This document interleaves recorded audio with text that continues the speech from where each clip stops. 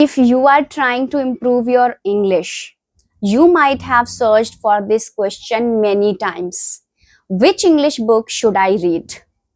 And honestly, there are hundreds of books out there. Some are great for grammar, some are amazing for vocabulary, some can help you improve your reading, and some can help you understand more natural English. But here is the problem. If you choose the wrong book for your level, you can spend months studying and still feel stuck. So in today's video, I'm going to show you 5 English learning books and reading resources from beginner to advanced. I'll tell you exactly who should read each one, what you will learn from it, which English skill it can improve, and most importantly, how to use it if your goal is to actually speak better English. And don't worry, you don't need to buy all 5. By the end of this video, you will know exactly which one you should start with. I'm Shalima, your English coach. So if you have been confused about which book to choose, you are in the right place. Because today, we are not simply going to make a list of popular English books. We are going to match the right book with the right learner. So let's start with the first one. Penguin Readers. Yes, Penguin Readers. Now, technically, this isn't just one book. It's whole series of graded English books. And if you are a beginner and you want to improve your English through reading, this is one of the best place to start. The biggest problem beginners face with reading is that they pick up a normal English novel, open the first page, and suddenly they are dealing with difficult vocabulary, long sentences, and expressions they have never seen before. And after a few pages, they feel maybe reading English book isn't for me.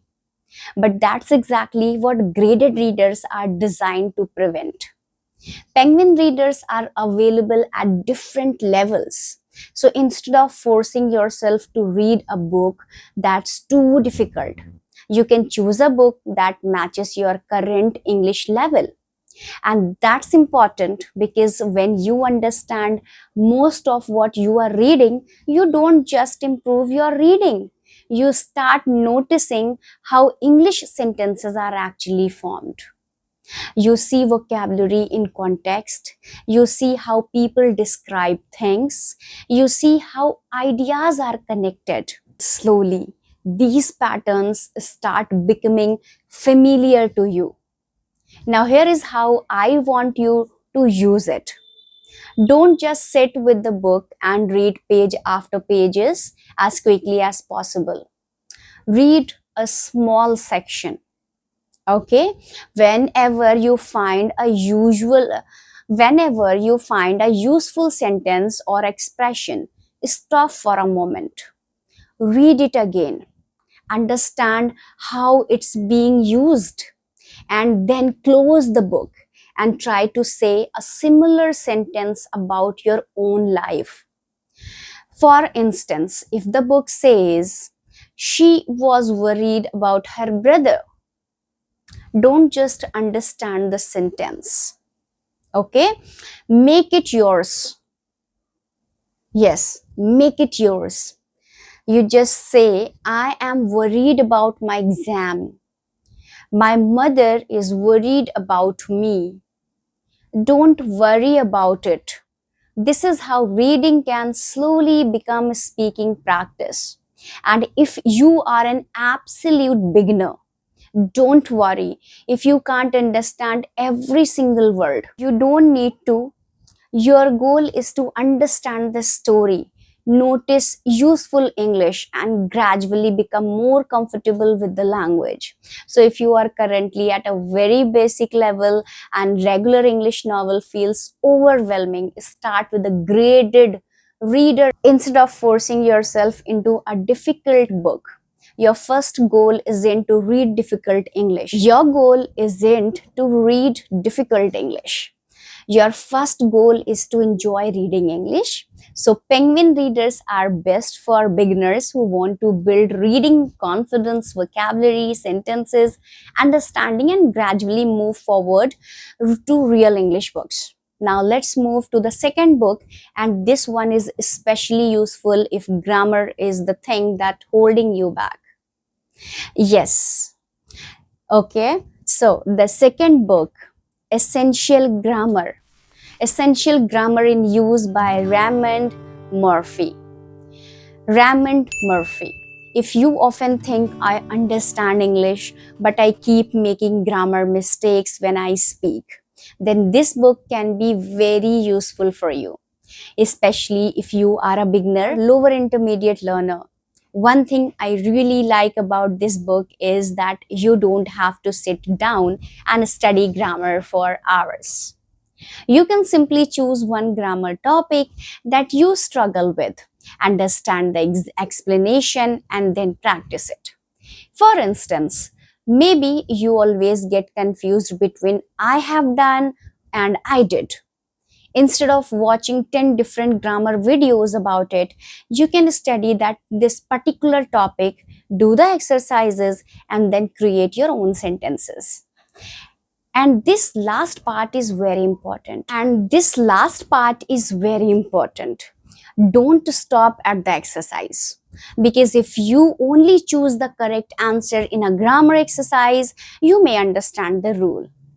But that doesn't mean you will remember it when you are speaking. So after completing a grammar exercise, take 2 or 3 examples from the lesson and make them personal. Okay.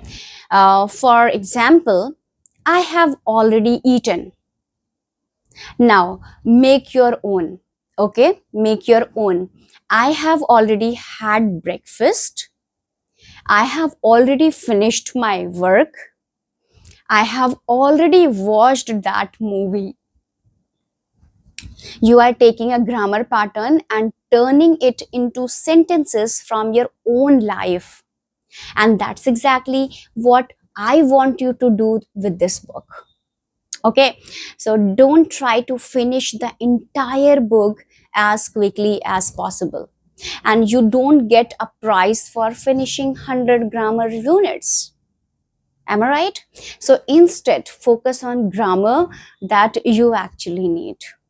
If you keep making the same mistakes while speaking, find that topic in that book, study it, practice it, and then use it in your own sentences. That's how grammar becomes something you can actually use. So if you are a beginner or lower intermediate learner and grammar is one of the biggest things stopping you from speaking confidently, then this is a book worth considering. But remember, grammar is not the final goal. The goal is to use the grammar correctly while communicating. Okay?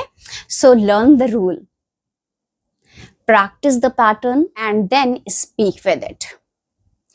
Essential grammar in use is best for learners who need to strengthen their basic grammar and stop repeating common grammar mistakes while speaking. Now, if your grammar is okay, but you feel that you are always running out of words when you speak, the next book is going to be much more useful for you. So now let's move on to the third one, English vocabulary in use. If you understand basic English, but when you try to speak, you suddenly realize, I know what I want to say, but I don't know the right English word. Then vocabulary may be the thing you need to work on. And this is where English vocabulary in use can be really helpful. What I like about this series is that it doesn't simply gives you a huge list of words and tell you the memorize. Words are presented with examples and in context, and you can understand how they are actually used. And extremely important, because knowing the meaning of a word doesn't necessarily mean you know how to use it. For example, you may know the word avoid. You know that avoid means to stay away from something. But can you immediately say, I try to avoid eating too much sugar? You should avoid using your phone before going to bed. She avoided talking about the problem. That's the difference between knowing a word or being able to use a word. So when you study vocabulary from this book, don't try to memorize 20 to 30 words in one sitting. Pick a small number of useful words, read the examples, understand the context, and then create your own sentences. So here is a simple method that you can follow. Learn the word, okay? Understand the example, okay? And then make your own sentence. And then say that sentence out loud. For example, if you learn the word improve, don't just write improve is equal to become better, right? It means become better. So instead, make it personal. I want to improve my English. I'm trying to improve my pronunciation. I want to improve my speaking skills. Now, that one word is connected with your own life because you are actually using it. You are much more likely to remember it when you need in a conversation.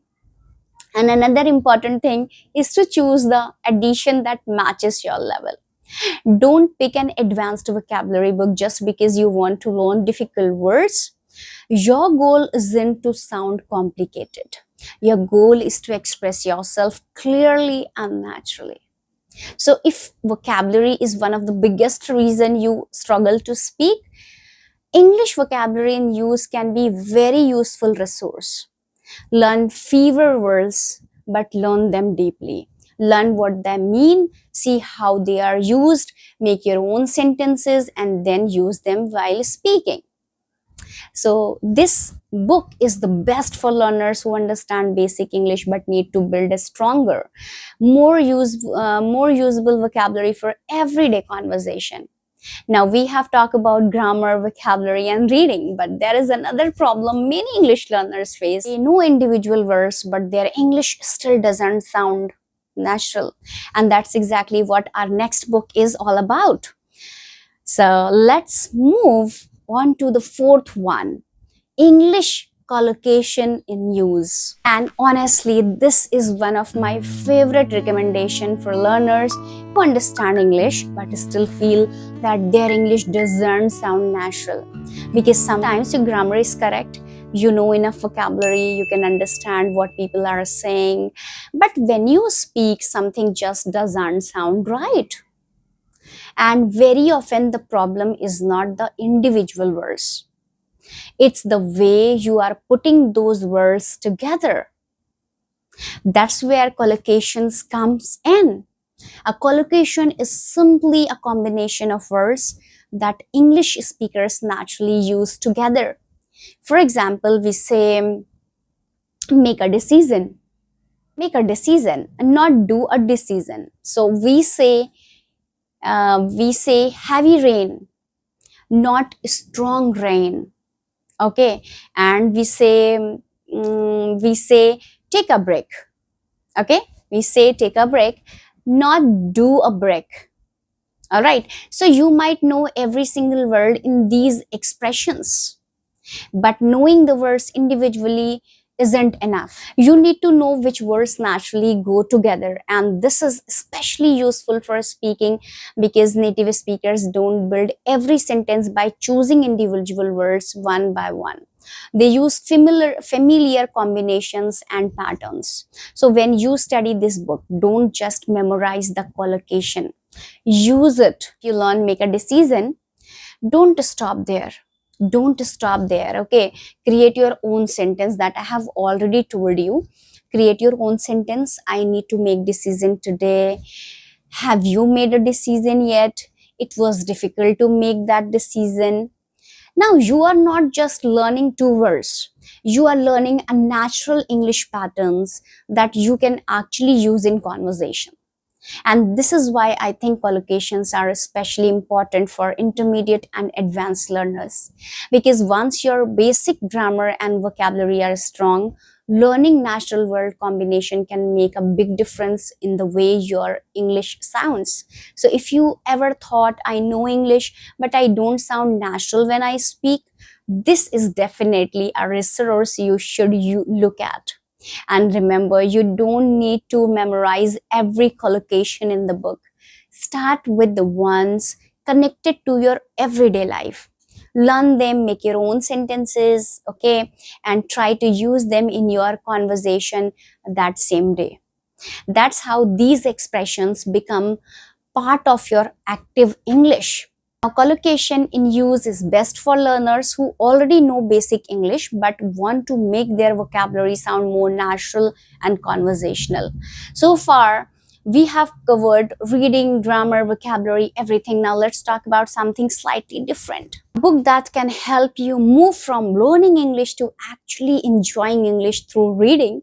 So if you have ever thought, I know English, but I don't sound natural when I speak, this is definitely a resource you should look at. And remember, you don't need to memorize every collocation in that book. Start with the ones connected to your everyday life. If you are enjoying these recommendations and you want more practical English learning resources, make sure you subscribe to the channel because I'm going to bring you more videos like this. And if you are actually looking for English learning apps instead of books, stay tuned for the next video because we are going to talk about the best apps that you can use to improve your English. And now let's move to our final recommendation. Okay? So our fifth and final recommendation, The Little Prince. Now this one is a little different from the previous books. And this is not a grammar book, it's not a vocabulary workbook, it's a story. And that's exactly why I want to include it, because if you want to improve your English through reading, you eventually need to move beyond textbooks and start enjoying English for what it is, a language you can use to understand stories, ideas, emotions, and people. The Little Prince is a short, meaningful story, and because you are following a story, reading doesn't feel like studying every single minute. And that's important because one of the biggest mistake English learners make is thinking, if I want to improve my English, I have to study English all the time. Not necessarily. Sometimes you can improve simply by spending enjoying time with English while reading a story like this, and you will come across descriptive language, everyday sentence patterns, expressions, and vocabulary in context. And because you are following a story, you have something to help you to understand the meaning, the context. But I want you to give you one important warning. Don't choose a book just because someone says it's easy. If you open the book and understand almost nothing, it's probably too difficult for your current level. And that's okay. You can go back to a graded reader, improve your reading confidence, and come back to a full length book later. And your reading journey doesn't have to be a race. You don't need to finish book in a week. Even 5 or 10 pages a day can be useful if you are reading actively. And here is something I really want you to try. After reading a few pages, close the book and ask yourself, what happened in that part? Now try to explain it in your own English. You don't have to use the exact words from the book. Just tell the story in your own words. For example, the little prince meets a man. He asks him one simple question. He asks him some questions. Then they start talking about it. May feel difficult at first, but this simple activity connects reading with speaking.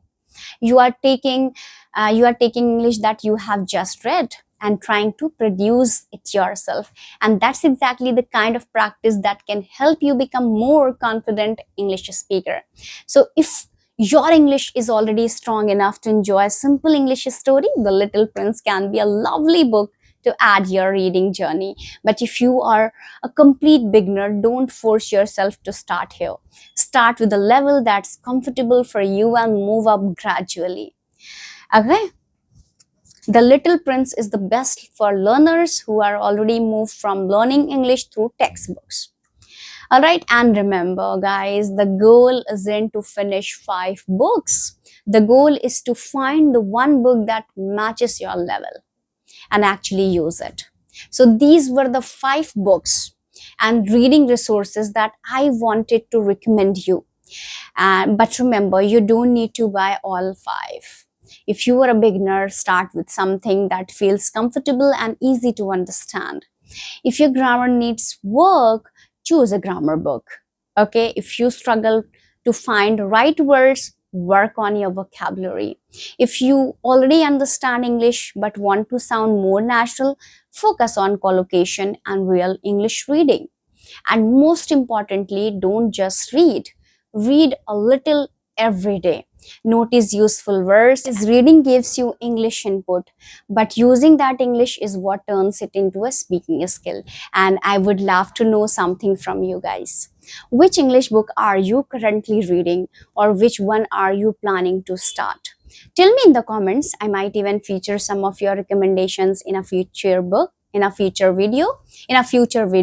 And if this video helped you choose the right book, don't forget to like my video, subscribe to the channel, and remember, if you are looking for English learning apps, don't forget to stay tuned for the next video. Until then, keep reading, keep practicing, and most importantly, keep speaking.